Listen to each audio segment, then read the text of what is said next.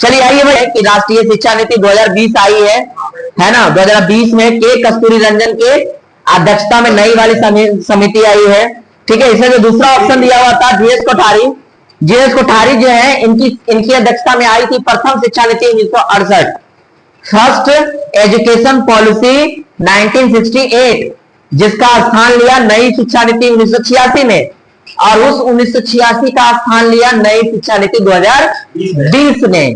ठीक है, 2020 में जो नई शिक्षा नीति आई है उसका प्रारूप क्या है, 5+3+3+4 है ना, जिसमें से पहला 5 वर्ष आपकी मातृभाषा में कराने का अनुमोदन किया गया है। पहला 5 वर्ष शिक्षा आपके मातृभाषा में दी जाएगी। ठीक, चलिए नेक्स्ट आते हैं। साथ ही साथ ये कहा गया है कि नई शिक्षा नीति के अनुसार हर वर्ष आपका बजट होगा, उस बजट का 6% फिक्स है, कम से कम 6% आपके शिक्षा पे खर्च होंगे। ठीक, नेक्स्ट आइए। अंतर्राष्ट्रीय योग दिवस हर साल कितने तिथि को मनाया जाता है, तो 21 जून को है ना, 21 जून को अंतर्राष्ट्रीय योग दिवस मनाया जाता है। योग दिवस 2025 का थीम क्या था,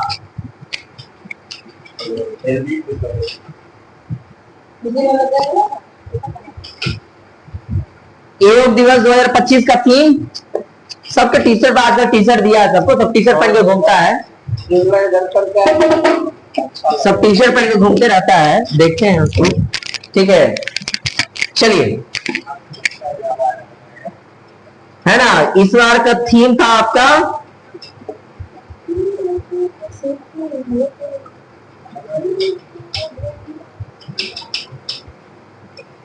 1 Earth 1 Nation। One Earth 1 Nation। इस बार का थीम था yoga for one earth one health, yoga for one earth one health इस बार का थीम है। ठीक है, योगा फॉर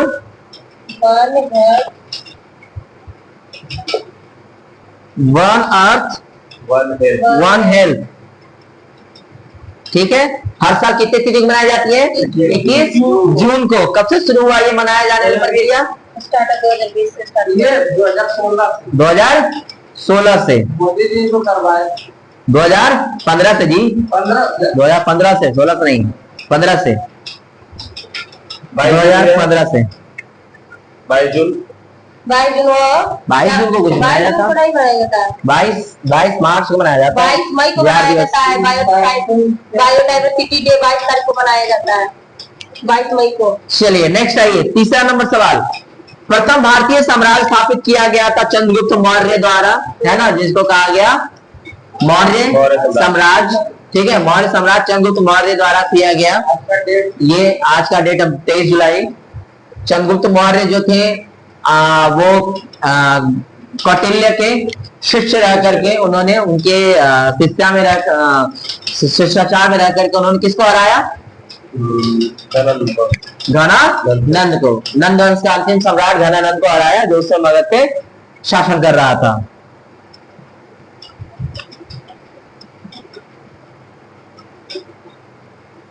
नेक्स्ट आइए, चौथा नंबर सवाल। बाल गंगाधर तिलक द्वारा, बाल गंगाधर तिलक ने बेसिकली 2 अखबार निकाले हैं, एक का नाम था मराठा और एक का नाम था केसरी। केसरी जो थी वो मराठी लैंग्वेज में आती थी और मराठा जो था वो इंग्लिश लैंग्वेज में आता था। ठीक है, तो इनका कौन सा समाचार पत्र है, तो वो केसरी है ना। युगांतर, युगांतर कौन निकालते थे, युगांतर जो निकालते थे वो बरिंदर घोष और भूपेंद्र नाथ दत्त निकालते थे युगांतर। ठीक है, बरिंदर नाथ घोष और भूपेंद्र नाथ दत्त के निकालते थे योगांतर। ठीक है, उसके बाद उसमें एक और है देशभक्ति और क्रांति। ठीक है, देशभक्ति और क्रांति कौन ला रहे, देशभक्ति नहीं दे रहा जा रहा। ठीक है, बाल गंगाधर तिलक जिनको भारतीय उद्यान का जनक कहा जाता है, भारतीय विद्रोह का जनक माना जाता है, उनको भारतीय जन उद्यान का जनक संज्ञा दी गई है। और उन्होंने कांग्रेस के अधिवेशन की जो अध्यक्षता करी कौन से साल में,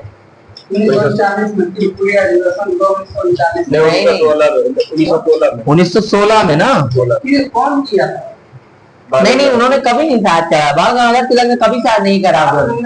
1916 में उन्होंने नारा दिया था, 1916 में उन्होंने नारा दिया था, स्वराज मेरा जन्मसिद्ध अधिकार है और मैं उसे लेकर रहूंगा। कलकत्ता अधिवेशन 1916 में उन्होंने, कलकत्ता नहीं, लखनऊ अधिवेशन 1916 में लखनऊ में हुआ था ना, जिसमें राम प्रसाद शुक्ल बुला करके ले गए महात्मा गांधी को चंपारण के लिए 1916 में, जिसमें क्या हो रहा है, आपका मिलन भी हो रहा है, कांग्रेस के नरम दल और गरम दल का मिलन भी हो रहा है 1916 में, है ना। इसकी अध्यक्षता कौन करवा रहे हैं? मजूमदार, है ना, मजमा लग रहा है, मजूमदार करवा रहे हैं, बहुत बढ़िया। 5वां नंबर है त्रिपुरी संकट। त्रिपुरी संकट बेसिकली क्या है, जब सुभाष चंद्र बोस निर्विरोध चुने जाते हैं, कुछ लोगों को वो खटक जाता है और उनकी जो उग्र विचारधारा है उससे गांधी नाराज रहते हैं। उनका मानना है, सुभाष चंद्र बोस का मानना है कि हम लोगों को अभी ये सही समय है, हमको अंग्रेजों पे क्या करना चाहिए, आक्रमण करना चाहिए। गांधी इसके विरोध में कहते हैं कि नहीं, ये सही वक्त नहीं है। बस इसी पे दोनों का मसला अटकता है और उसी में चक्कर में आकर के सुभाष चंद्र बोस रिजाइन करते हैं। यही कहलाता है क्या, त्रिपुरी संकट, यही त्रिपुरी संकट कहलाता है। ये कांग्रेस का अधिवेशन है, ये त्रिपुरा में रिजाइन कर देते हैं वो। मतलब यहाँ एक ही बात हुआ, जैसे जगदीप धनखड़ के साथ क्या हुआ है, जगदीप धनखड़ हटाए गए हैं, न कि रिजाइन किए हैं, ठीक है। लेकिन लोग कहते हैं कि उनका मानना है कि रिजाइन किया, लेकिन रिजाइन तो नहीं किए हैं। क्या थे जगदीप धनखड़? बताइए, उपराष्ट्रपति हैं। हाँ, वही तो। अच्छा एक बात बताइए, अभी वो उपराष्ट्रपति नहीं है तो अब उनका जगह पे कौन उपराष्ट्रपति कार्य करेगा? प्रेसिडेंट करेंगे। लोकसभा राज्यसभा के उपराष्ट्रपति ही चुने जाते हैं। उपराष्ट्रपति कौन थे अभी हमारे? हरिवंश राय बच्चन। उपराष्ट्रपति का भी उपराष्ट्रपति, हाँ, उपसभापति होते हैं हरिवंश राय बच्चन। हरिवंश राय बच्चन बोल रहे हैं, हरिवंश नारायण सिंह है, हरिवंश राय बच्चन बोल रहे हैं। हाँ ठीक है, हरिवंश ये है ना, नालंदा से राज्यसभा सांसद है ना, बिहारी से है, राज्यसभा सांसद बिहार से ही है, ठीक है। नेक्स्ट आइए, आजाद हिंद फौज की प्रथम सेनापति कौन होते हैं? तो ये मोहन सिंह है। आजाद हिंद फौज की स्थापना कब हो रही है? आजाद हिंद फौज की स्थापना हो रही है 4 जुलाई 1943 में। 4 जुलाई 1943 में आजाद हिंद फौज की स्थापना हो रही है और ये कर कौन रहे हैं? सुभाष चंद्र बोस कर रहे हैं, ठीक है। और इसके प्रथम सेनापति कौन हो रहे हैं? मोहन सिंह। नेक्स्ट आइए, 7वां नंबर सवाल, विधवा पुनर्विवाह अधिनियम। विधवा पुनर्विवाह के लिए सबसे ज्यादा जो काम किया वो कौन थे? ईश्वर चंद्र विद्यासागर थे, है ना, ईश्वर चंद्र विद्यासागर थे, है ना। और ये जो छुड़े रहे वो सवाल इम्पोर्टेंट, 1943, ठीक है। और 56 में कौन होंगे? तो विलियम बेंटिंक होंगे। उससे पहले कौन थे? डलहौजी थे। अरे क्या क्या बोल रहे, कैमरा हटा रहे यार। 1954 तक डलहौजी है, 54 के बाद कैनिंग आ रहे हैं। कैनिंग ही रह जाता ना, गवर्नर जनरल। 1900 बोल रहे हैं, कोई बात नहीं, मेरे दर्शक जो ऑडियंस नहीं, ऑडियंस नहीं, जो एक्सपीरियंस है वो सब समझदार हैं, सब समझते हैं।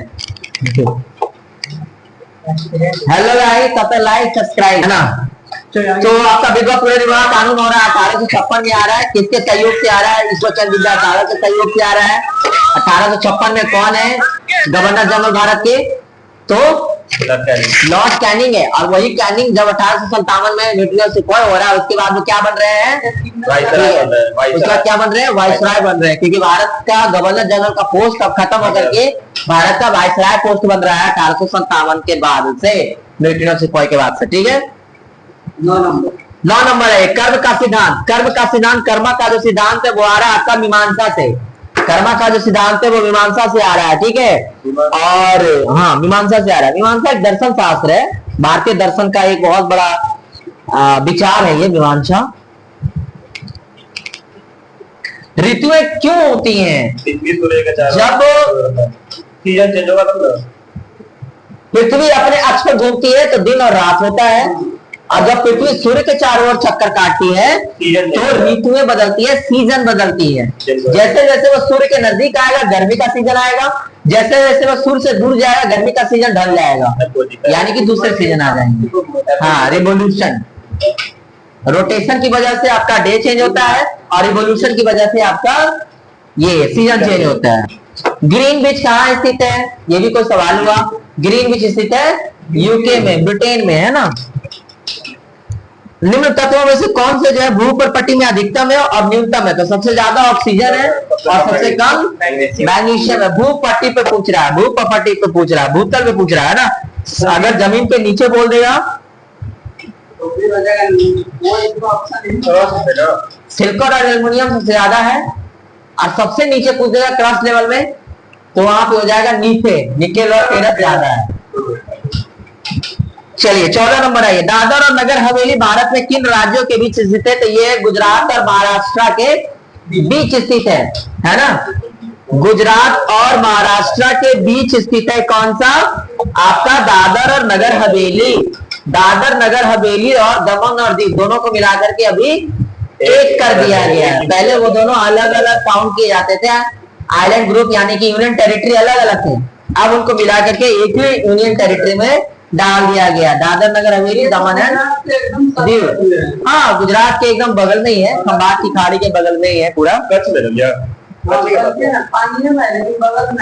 ठीक है, नेक्स्ट आइए। आपका नेक्स्ट कितना नंबर? 15 नंबर। 15 नंबर, ठीक है।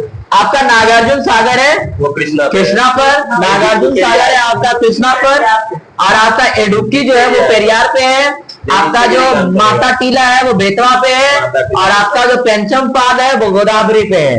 ठीक है ना। तो ये आपके बहुउद्देशीय परियोजनाएं हैं, बहुउद्देशीय परियोजनाएं जिनको कि नेहरू ने भारत का, आधुनिक भारत का मंदिर कहा है बहुउद्देशीय परियोजनाओं को। पहला कौन परियोजना का उद्घाटन करने गए थे तो उन्होंने ये कहा था?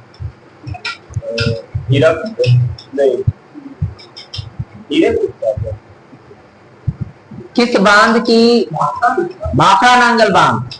भाखड़ा नांगल बांध का जब उद्घाटन करने गए थे ना, तब उन्होंने कहा था कि आधुनिक भारत का मंदिर क्या है? तो यही है। डैम्स ये सब जो बना रहे हैं, इसरो बना रहा हूँ, IIT बना रहा हूँ, DRDO बना रहा हूँ, ये सब भारत के मंदिर है ना। उस समय सवाल खड़ा हुआ था जब भारत आजाद हो गया था, सवाल खड़ा हुआ कि सोमनाथ का जो मंदिर है जिसको लूट लिया हमारे, हाँ तो लूट लिया सब लोगों ने, तो अब हम लोग आजाद हो गए तो उसको पुनरुद्धार किया जाए। तो पुनरुद्धार किया जाए तो डॉक्टर राजेंद्र प्रसाद ने ये जवाहरलाल नेहरू ने सख्त मना किया, बोला नहीं, मंदिर और मस्जिद ये सरकार का काम नहीं है। मंदिर और मस्जिद काम है धर्म संस्थाओं का। जो धर्म संस्थान है उनका काम है, उनके पास अपना पूंजी है, अपना मंदिर है, वो अपना मंदिर में टैक्स वसूल रहे, वो अपना मंदिर में चला रहे, प्रसाद बेच रहे, ये कर रहे, वो कर रहे, चढ़ावा आ रहा है, दान आ रहा है, उनसे वो क्या करेंगे? उनसे वो अपना मंदिर का निर्माण करवाएंगे। ठीक है, वो सशक्त है। हाँ, उनको सशक्त किया जाए, हाँ युवाओं को सशक्त किया जाए ताकि युवा पढ़ लिख उनके पास पैसा हो, मंदिर जाए दान करेंगे। ये ना कि सरकार जाकर के मंदिर बनवाए। जब मंदिर बन गया तो राजेंद्र प्रसाद को न्योता आया उद्घाटन करने के लिए कि आप आइए इसका उद्घाटन कीजिए। राजेंद्र प्रसाद को उद्घाटन करने के लिए आना ही कर दिया गया, वो नहीं गया उद्घाटन करने के लिए। आज के समय में उल्टा हो रहा है। नेक्स्ट जुगाड़ हो जाएगा गाइस। ठीक है, आगे आते हैं। स्थानांतरणशील कृषि के संदर्भ में सत्य कथनों का पहचान करें। देखिए, इसमें भूमि की जुताई, कौन सा ऐसा खेती है जिसमें भूमि की जुताई नहीं होगी? बिना प्लगिंग के आप एग्रीकल्चर कर सकते हैं क्या?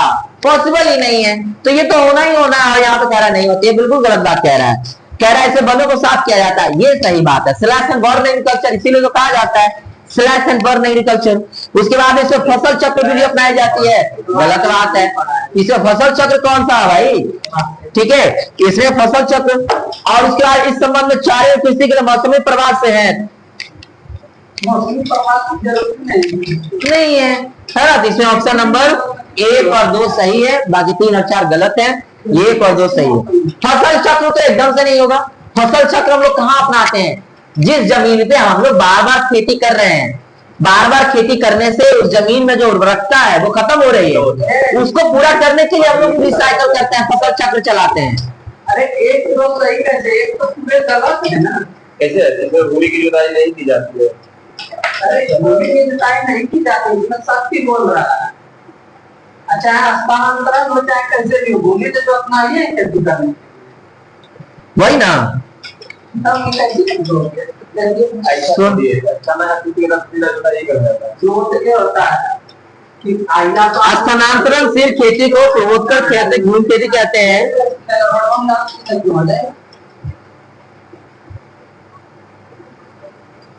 धीरेन्द्र गया था खेत से रिलेटेड कोई बात इसमें जुताई नहीं की जाती है। नहीं। स्लैश अनवार एक अच्छा वैसे ऊपर से छिट दो बीज। अरे तो उसमें तो फिर वो तो खत्म हो जाएगा ना, बीज तो चिड़िया चुग के ले जाएगी फिर तो। चलिए, प्रथम तेल परिकर्षण संयंत्र कहाँ स्थापित है? डिगबोई में। डिगबोई कहाँ है? आसाम में। कब स्थापना किया जा रहा है? 1901 में। कब स्थापना किया जा रहा है? 1901 में, एकदम शताब्दी के शुरुआत में। शताब्दी के शुरुआत में। ये अभी किसके अधीन काम कर रहा है? आईओसी के अधीन। अभी किसके अधीन काम कर रहा है? आईओसी के अधीन, इंडियन ऑयल कॉर्पोरेशन के अधीन काम कर रहा है ये। ठीक है,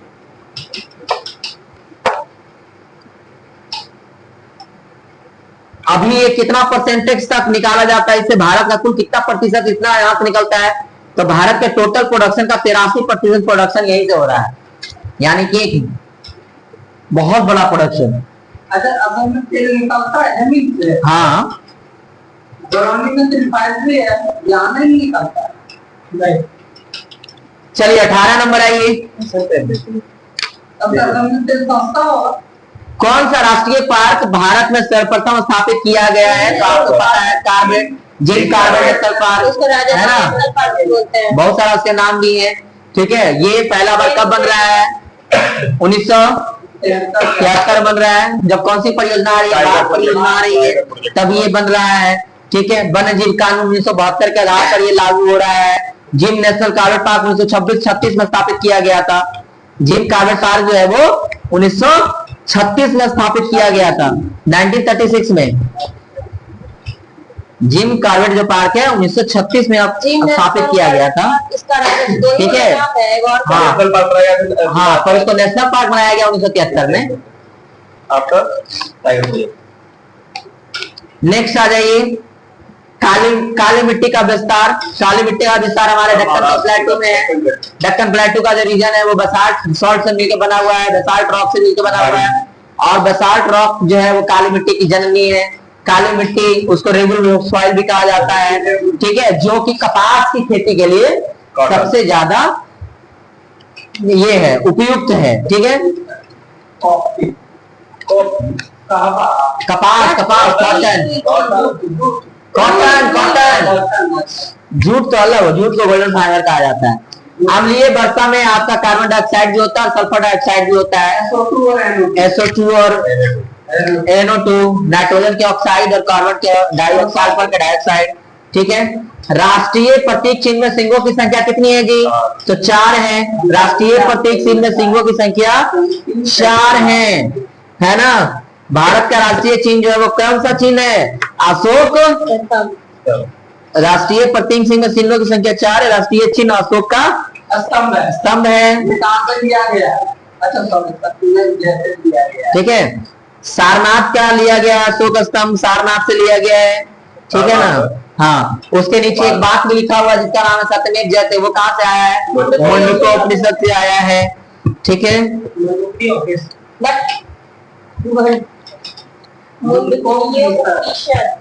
नेक्स्ट आ जाइए 22 नंबर सवाल। किस तिथि से संविधान सभा का अंतरिम संसद के रूप में आविर्भाव हुआ है? तो जिस दिन संविधान सभा ने संविधान बनाने का काम खत्म किया, उसी दिन से वो संविधान सभा किस काम के लिए लागू हो गया? संसद के लिए लागू हो गया। ठीक है, तो संसद के रूप में आविर्भाव हो गया 26 जनवरी 1950 से। ठीक है, 26 जनवरी 1950 को उसका काम खत्म हुआ संविधान बनाने का, और 26 जनवरी 1950 से उसका काम हुआ संसद चलाने का। जब संसद चलाने के लिए बैठे तो सबसे पहले उसके कौन हुआ अध्यक्ष? जीवी मावलंकर। कौन हुए अध्यक्ष? जीवी मावलंकर हुए। ठीक, नेक्स्ट आ जाइए। जब वित्त आयोग द्वारा दी गई सिफारिशें होती है, संसद को प्रत्येक सदन के समक्ष रखना होता है, तो उसको कौन रखते हैं? तो उसको भारत के राष्ट्रपति रखते हैं। उसको भारत के राष्ट्रपति रखते हैं। वित्त आयोग का गठन होता है आर्टिकल 280 के अनुसार में, और राष्ट्रपति के पास ये जो पावर दिया गया, जो सवाल पूछ रहा है, ये पावर है आर्टिकल 281 में। आर्टिकल 281 के आधार पर राष्ट्रपति जो है उनकी सिफारिशों को पटल पर रखते हैं। ठीक है। हाँ, अभी कौन सा आयोग चल रहा है जी? 16वां। अभी कौन सा 15वां चल रहा है? 2024 से 16वां चलेगा, है ना। अभी कौन सा चल रहा है? 15वां वित्त आयोग चल रहा है, जिसके अध्यक्ष एनके सिंह है। और जो 26वां आएगा वित्त आयोग, उसके अध्यक्ष अरविंद पनगड़िया होंगे। ठीक है। नेक्स्ट आ जाइए, संविधान की प्रस्तावना सभी नागरिकों को निम्न में से कौन सा एक जो है वादा नहीं करता है? तो सामाजिक न्याय की वादा करता है, राजनीतिक न्याय का वादा करता है, विचार की अभिव्यक्ति और स्वतंत्रता देता है, पूजा की समानता नहीं देता है। हर लोगों को एक जैसी पूजा करने का समानता नहीं, मतलब ठीक है, आपको जो करना है जैसे करना है कीजिए, आपको अपने धर्म का पालन और प्रचार का पूरा अधिकार स्वैच्छिक है, ऐच्छिक है, आप जैसे करना चाहते हैं कीजिए। ठीक है, उसमें से कोई आपको दिक्कत नहीं है। ठीक है। अखंड भारत, हिंदू भारत। चलिए नेक्स्ट आ जाइए, 25 नंबर। 25 नंबर सवाल कह रहा है कि आप इसमें से चुनिए। क्या चुनिए? कह रहा है कि सही कथन को चुनिए। कह रहा है संपत्ति का अधिकार अब मूल अधिकार नहीं है। बिल्कुल भी सही बात है, संपत्ति का अधिकार अब मूल अधिकार नहीं है, है ना। संपत्ति का अधिकार मूल अधिकार नहीं है। ठीक है। 44वें संविधान संशोधन से संपत्ति के अधिकार को मूल अधिकार से निकाल करके उसको एक कानूनी अधिकार के रूप में डाल दिया गया है। तो ये नहीं दिया था, इक्विटी, फ्रेटर्निटी और इंटीग्रिटी, उसी का इंग्लिश दिया हुआ है। ठीक है। धर्मनिरपेक्ष नहीं, जो तुम बोल रहे हो वो नहीं लिया गया है।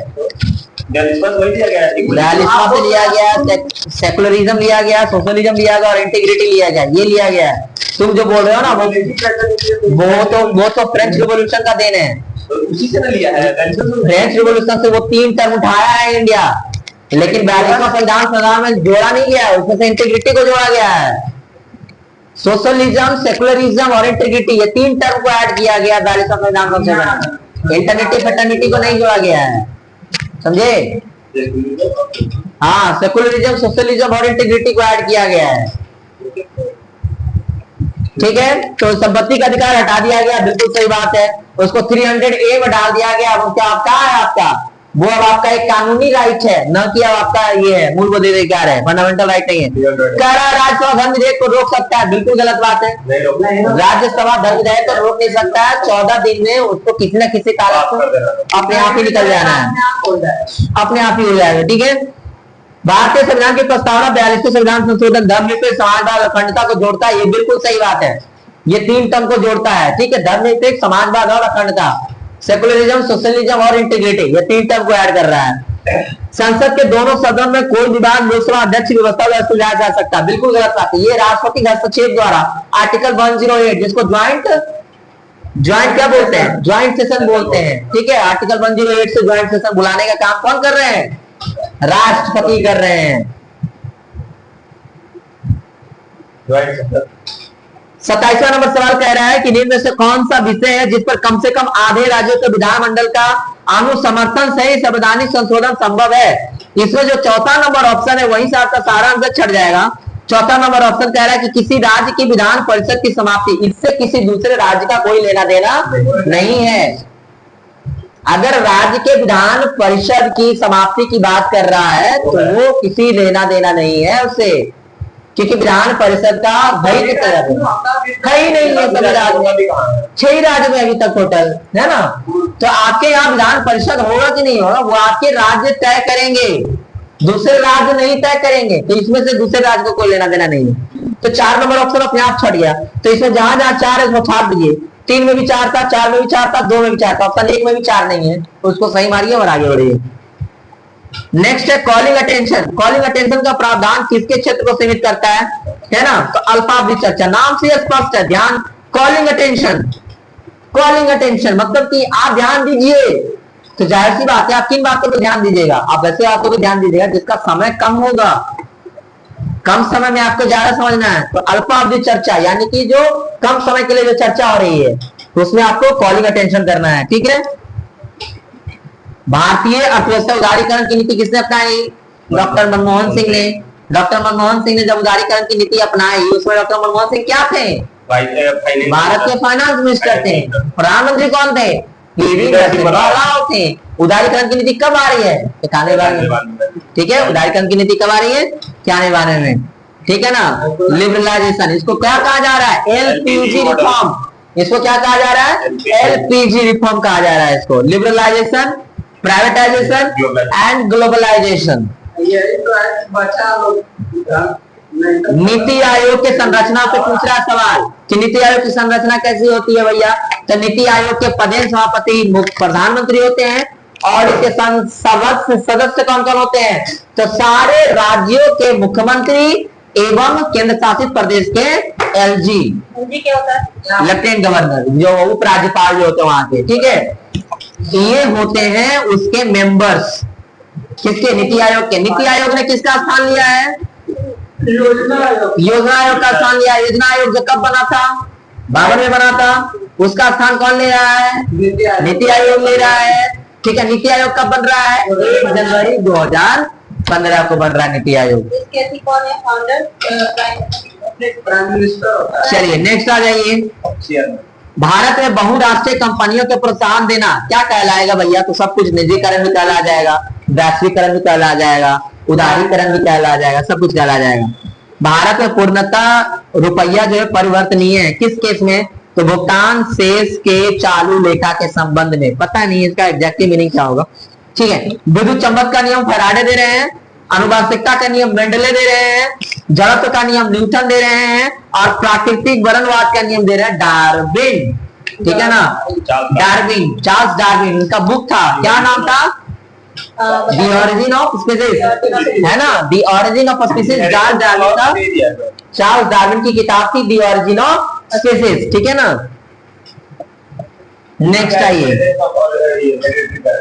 नेक्स्ट आइए। आपका कह रहा है कि पूर्णतः जल को अगर हमको क्या करना है, कठोर बनाना है, तो इसमें कैल्शियम मैग्नीशियम के क्लोराइड भी चलेंगे, कैल्शियम मैग्नीशियम के सल्फेट भी चलेंगे और कैल्शियम मैग्नीशियम के कार्बोनेट भी चलेंगे। ये तीनों से आप उसको हार बना सकते हैं वाटर को। कह रहा है कैप्सूल का आवरण, जो हम टैबलेट खाते हैं कैप्सूल के फॉर्म में, कैप्सूल का जो आवरण होता है, जो आउटर कवरिंग होता है, वो किसका बना होता है? वो स्ट्रॉच का बना होता है। स्ट्रॉच का बना होता है। स्ट्रॉच को हिंदी में मंड कहते हैं। मंड का बना होता है। आलू में क्या पाया जाता है? मंड पाया जाता है, स्ट्रॉच पाया जाता है। उसको टेस्ट करने के लिए कौन सा? आयोडीन का सॉल्यूशन, है ना। आयोडीन सॉल्यूशन का इस्तेमाल करके आप क्या कर सकते हैं? स्ट्रॉच को टेस्ट कर सकते हैं, है ना। अगर प्रोटीन टेस्ट करना है तो फिर कैसे? कॉपर सल्फेट के विलयन से। प्रोटीन टेस्ट को कॉपर सल्फेट के विलयन से आप टेस्ट कर सकते हैं और स्ट्रॉच को आप आयोडीन के विलयन से टेस्ट कर सकते हैं। और अगर आपको फैट टेस्ट करना है तो नॉर्मली आप हाथ से भी कर सकते हैं। तो उसको चीज को रगड़ दीजिए, आपका हाथ तेलीय हो गया, यानी कि फैट और है।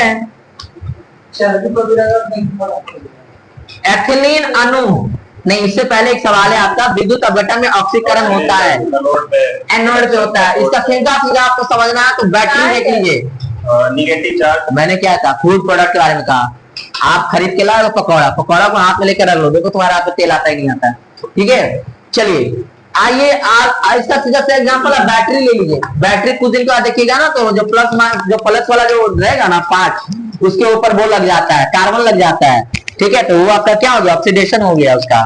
ठीक है, तो कहाँ होता है? ऑलवेज एनोड पे होता है। एथिलीन अणु की आकृति होती है, कैसे आकृति होती है भैया? तो चतुष्फलकीय आकृति होती है एथिलीन अणु की। भारत का पहला रिमोट सेंसिंग सैटेलाइट छोड़ा गया था बैंकानूर से। कहां से? बैंकानूर से छोड़ा गया था पहला सैटेलाइट। पहला सैटेलाइट बैंकानूर से छोड़ा गया था 17 मार्च 1988 को। 17 मार्च 1988 को छोड़ा गया था बैंकानूर से। बैंकानूर कहां पड़ता है? बैंकानूर रसिया में है जी। हाँ, बैंकानूर रसिया में है। बैंकानूर रसिया में है।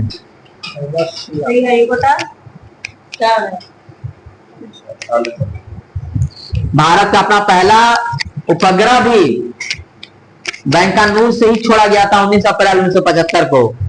19 अप्रैल 1975 को पहला जो सैटेलाइट था ना, उसको भी बैंकानूर से छोड़ा गया था। ये रसिया में है बैंकानूर। रिमोट सेंसिंग भी जो है रसिया में बैंकानूर से छोड़ा गया था 1988 में। नेक्स्ट आइए, आपका जो कंपाइलर होता है, कंपाइलर आपका हाई लेवल लैंग्वेज से लोअर लेवल लैंग्वेज में ट्रांसफर करने के लिए जो इंस्ट्रूमेंट होता है, क्या बोलते हैं उसको, एप्लीकेशन होता है आपके कंप्यूटर में, वो आपका क्या होता है, कंपाइलर होता है। हाई लेवल लैंग्वेज से लोअर लेवल लैंग्वेज में होता है, ठीक है।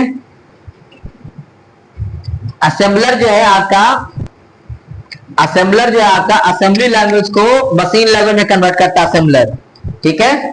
असेंबली लैंग्वेज से मशीन लैंग्वेज में असेंबलर करता है। इंटरप्रेटर जो होता है वो आपका क्या करता है, इंटरप्रेटर जो होता है आपका वो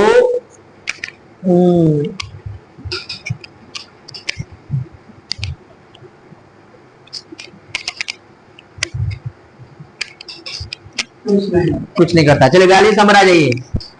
तो इस चीज में जो दिया गया है, इस यौगिक का प्राथमिक लग्न क्या है, तो ट्विन है।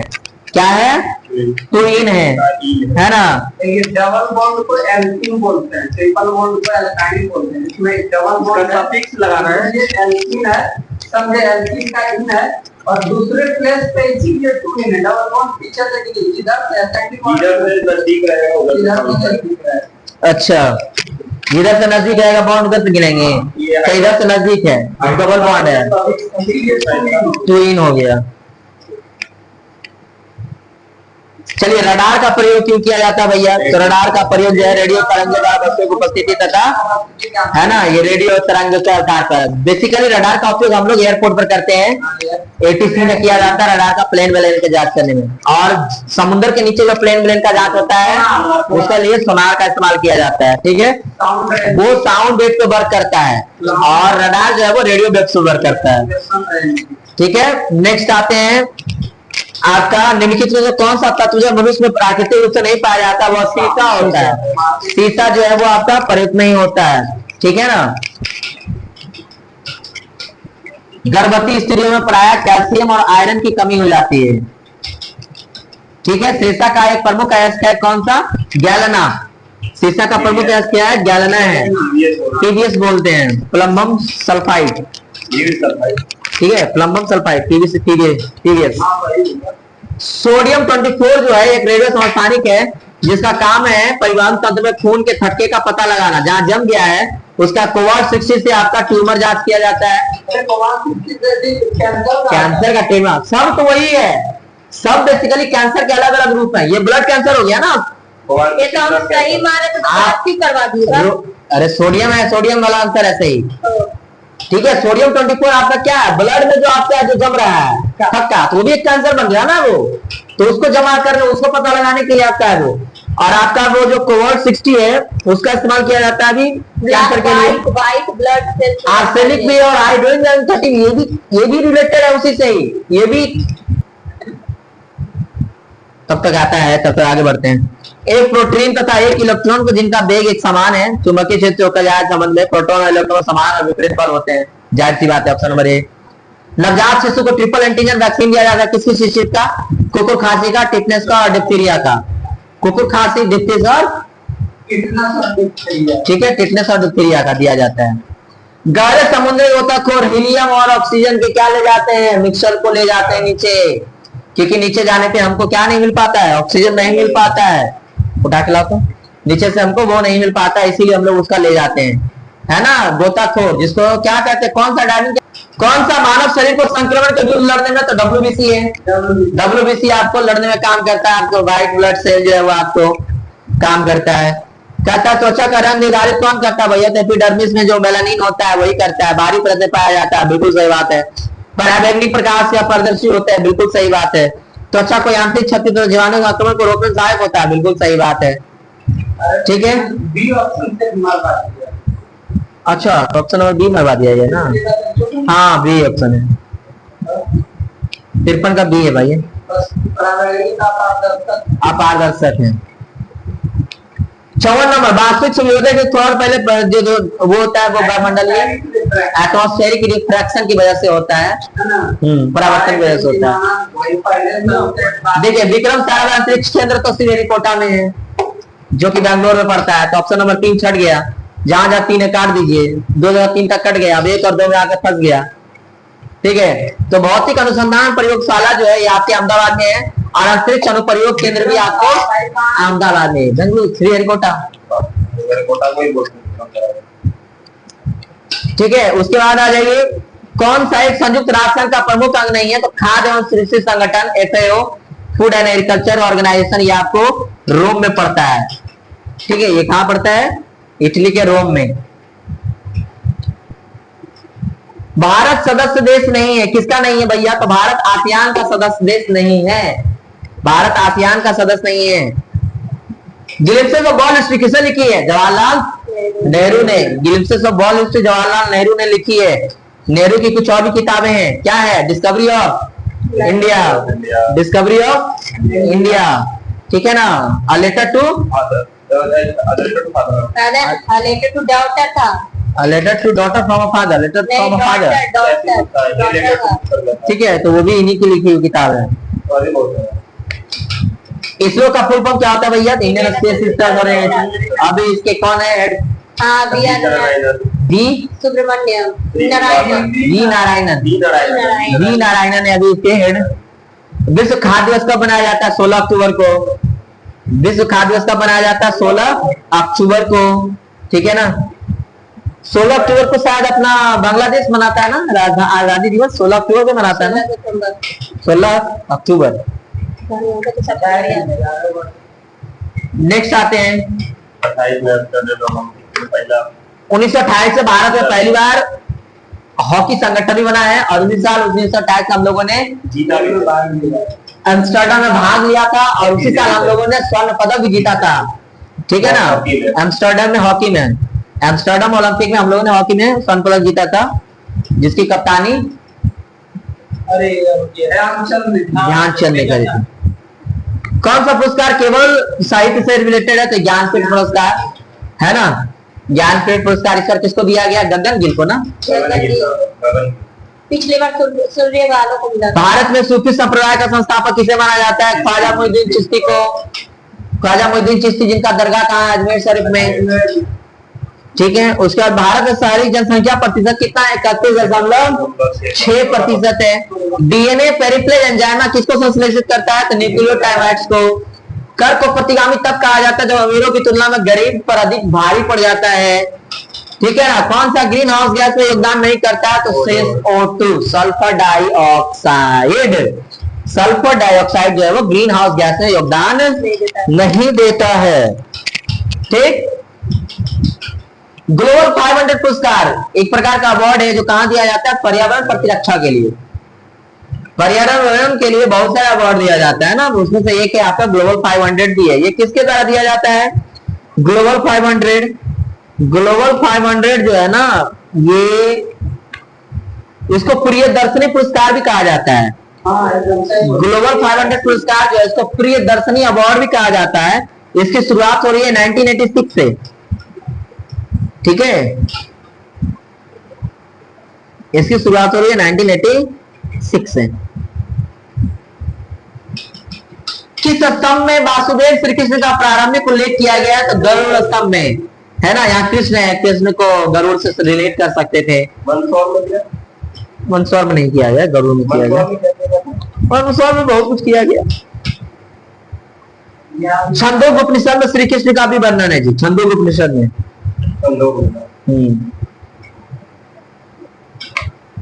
रेखागणित, रेखागणित इंग्लिश में क्या कहते हैं? ज्योमेट्री। रेखागणित को ज्योमेट्री कहा जाता है। ज्योमेट्री के प्रतिपादन में विकास का प्रदान श्रेय किसको दिया जाता है? बोधायन से। किसके दिया जाता है? बोधायन से। ज्योमेट्री का जनक कहां से आता है? आपका सर्व सूत्र, है ना, आपका सर्व सूत्र से आता है। सर्व सूत्र से आता है ना, 4 गो सूत्र था, गृह सूत्र, धर्म सूत्र, पुरुष सूत्र और एक सर्व सूत्र। सर्व सूत्र से आपका ज्योमेट्री का आता है। महमूद गजनवी के आक्रमण के समय में कौन प्रसिद्ध लेखक उसके साथ आया था? भारत को अल-बरूनी आया था। अल-बरूनी ने किताब लिखी, इसका नाम क्या है? रीला। रीला बतूता का है। अल-बरूनी ने किताबें हिंदी लिखा होगा। किताबें किताबे उल हिंद लिखा होगा अलबरूनी। ठीक है, चलिए शेरशाह के समय जो तांबे का सिक्का होता था, ठीक है ना, और चांदी का जो सिक्का होता था, सिल्वर का, तांबा का सिक्का को दाम बोलते थे और चांदी के सिक्का को रुपया बोलते थे। उसका रेट क्या था? तो 64:1 था। तो मतलब समझे नहीं इसका। मतलब उसका वैल्यू क्या है? उसका एक इस सिक्का का वैल्यू 64 रुपया और इसके एक वैल्यू का 1 रुपया। चांदी का 1 रुपया, हाँ, इसका 64 रुपया। हुआ आंदोलन की प्रकृति क्या थी? एक प्रकार का क्रांतिकारी आंदोलन था, हुआ आंदोलन। 75 नंबर आ जाइए। 1940 में फ्रांस और वियतनाम के बीच होने वाला समझौता को हनोई समझौता कहा जाता है। बताइए क्वेश्चन एरिया क्या, जिसको तो ऊपर पता रहता है कि अगर वियतनाम का है नीचे हनोई बात है। हमने तो मारा हनोई। मारा यार, हाँ, हनोई राजधानी है वियतनाम की, पेरिस राजधानी है। हम लोग हम कंफ्यूज थे, हम सोचे पेरिस बड़ा जगह है, हम पढ़ भी नहीं किए, इधर आएंगे नहीं, वहाँ बहुत होते रहता है, वहाँ काला करेगा, हमें नहीं कर लेगा। 1921 में रूस में नई आर्थिक नीति किसे लागू करी? लेनिन ने। तंजानिया और युगांडा के बीच अंतरराष्ट्रीय सीमा बनाते विक्टोरिया लेक। मोना लोआ एक सक्रिय ज्वालामुखी कहाँ की है? हवाई आइलैंड की। फ्रांस तथा स्पेन के बीच गुजरने वाला पर्वत है आल्प्स। खुले ननमुखों से ध्वान से संबंधित तट है कौन सा? रिया। सामाजिक विकास को 3 अवस्थाओं का सिद्धांत किसने दिया है? तो अगस्त कॉम्टे ने। सामाजिक स्थिरता, सामाजिक गति का सिद्धांत किसने दिया? अगस्त कॉम्टे ने। बताइए। निम्न वर्ग संस्कृति का एक उदाहरण है उप संस्कृति। ठीक है, ये 84 वाला तो अब कोई नहीं रह गया लायक में, 85 लायक में नहीं रह गया, नहीं ये लायक रह गया है। राष्ट्रीय उपभोक्ता विवाद निवारण आयोग के अध्यक्ष कौन है? अभी भी यही है, एपी शाही है। शांति के लिए आइसलैंड ही सबसे ऊपर रहता है हमेशा। आइसलैंड, नॉर्वे, यही दो को वहां पर होते रहता है। अविनाश ज्वालामुखी याद रख लीजिए, ये कहाँ है? पेरू में, इक्वाडोर में नहीं है। ठीक है, 4-5 जो ज्वालामुखी याद रख लीजिए, उसके बारे में हमेशा पूछा जाता है। ठीक है, एक है आपका पेरू में, एक है इक्वाडोर में, एक है आपका इटली में है। हाँ, किलिमंजारो इटली में है। नहीं, हाँ किलिमंजारो इटली में। ठीक है, एक आपका जापान में है।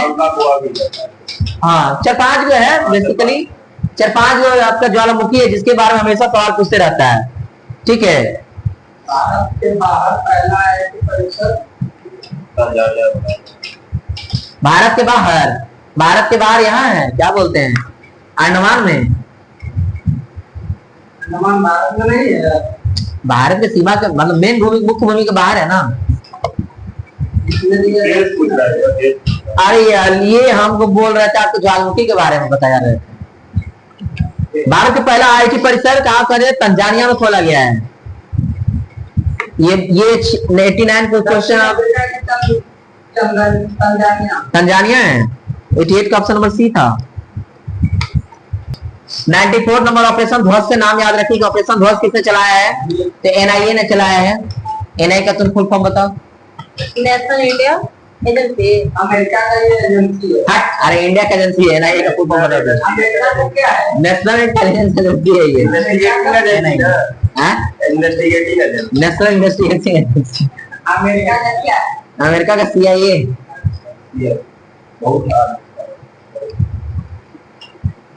ये चारों इंडिया की एजेंसी है जी। एनएसजी, एनआईए, एसपीजी, सीबीआई, सब इंडिया की एजेंसीज है। एक राष्ट्रीय संग्रहालय खोला गया है के नाम से नई दिल्ली में।